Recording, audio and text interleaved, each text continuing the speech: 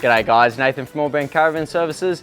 Today I've just brought you here today to talk about silicone on your extrusions for the external of your caravan. Now this is something really simple that you guys yourself can check at home. Just look down this edge just here, along all the J-mold areas. You can check the whole entire van if you like. And if you see any pinholes, any little bubbles in the silicone, gaps, anything like that, let us know or leave a comment below. We can get that resealed for you, get it fixed so that you don't have cabinetry inside damaged, and there's all sorts of other things that can cause.